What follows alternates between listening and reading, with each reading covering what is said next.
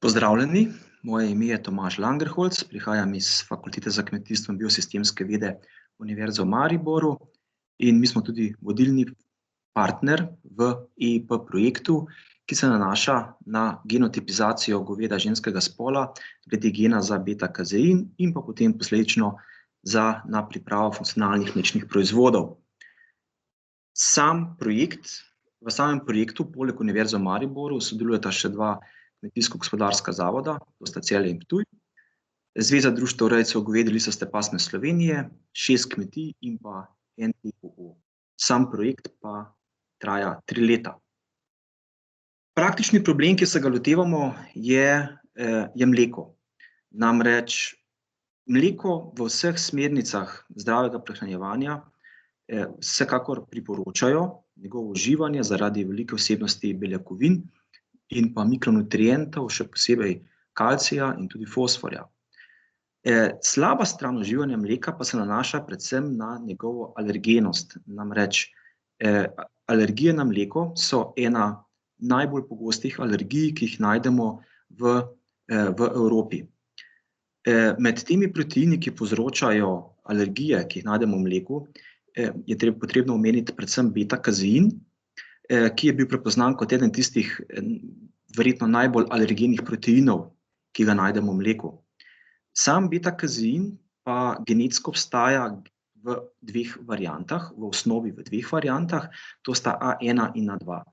Namreč tista osnovna verzija gena, ki je obstajala v preteklosti, je bila oblika gena A2, vendar pa je pred nekaj tisočletji prišlo do te mutacije v evropskih čredah.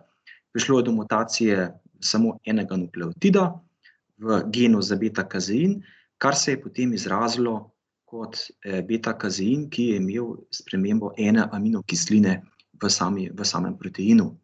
In na ta način smo dobili obliko A1.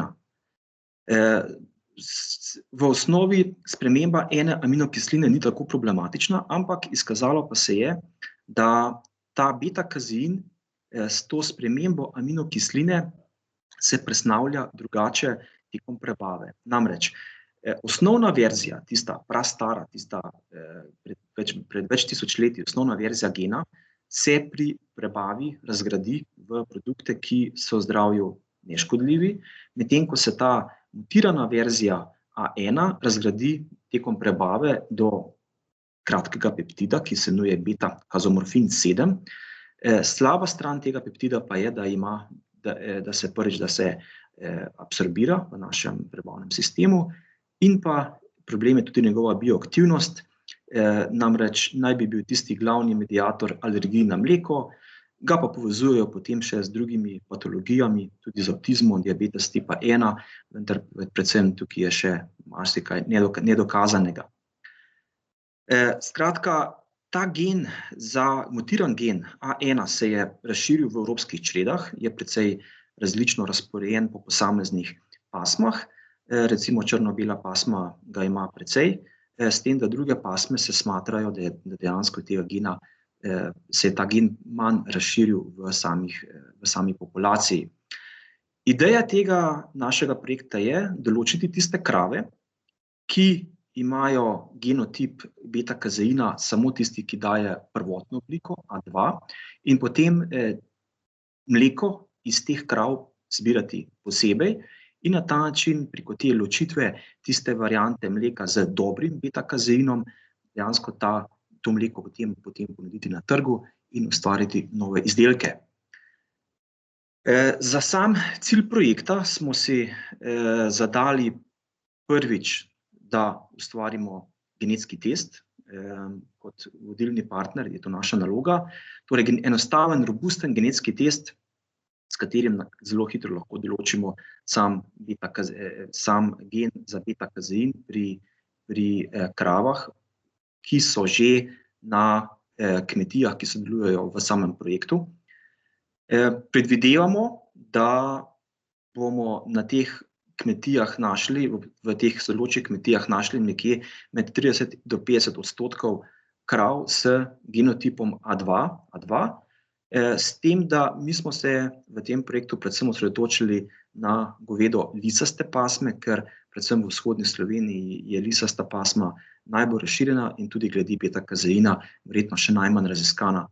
Končni cilj pa je potem ločeno zbiranje mleka teh živali, njegova predelava in trženje novih funkcionalnih proizvodov na trgu zaenkrat lokalno, lahko potem tudi v širšem območju. Dosedanji rezultati po enem letu trajanja projekta so že razvit genetski test, ki zadeva deluje, enostavna je. Začeli smo tudi že z samim testiranjem krav na kmetijah, ki sodelujejo v projektu. Organizirali smo 2 delavnici, ena se je dotikala načinov in organizacije glede ločenega odvzema mleka in njegove nadaljnje predelave, predvsem v smislu preprečevanja mešanja mleka A1 in A2. In pa potem še eno delavnico smo imeli, predvsem se je nanašala na tehnike in načine predelave tega mleka v mlečne izdelke. Do sedaj so tudi kmetije, ki sodelujejo v projektu, že prilagodile ločen odvzem mleka, tudi nekaj preko nabave nove opreme. Torej,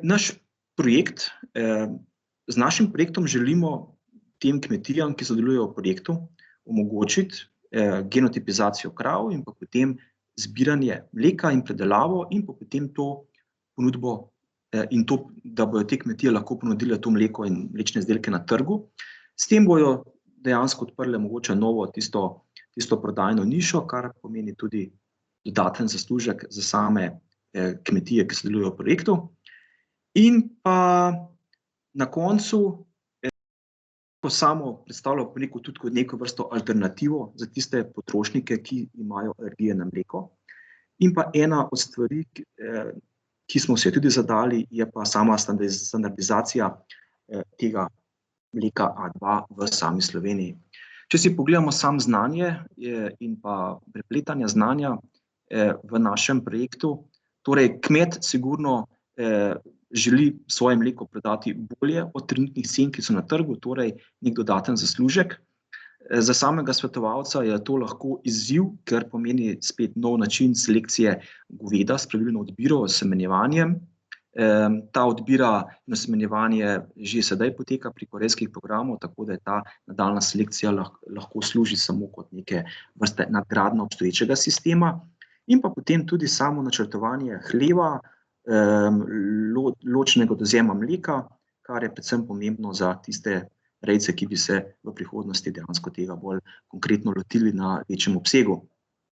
Stališče raziskovalca, to smo mi, vodilni partner, pa nam, ta projekt služi kot način za pripravo novih funkcionalnih živil preko poznavanja genetike in pa s tem novimi proizvodi vpliv na samo javno zdravje preko spodbujanja uživanja mleka tudi v tisti populaciji, ki ga zaenkrat tega ne more še početi.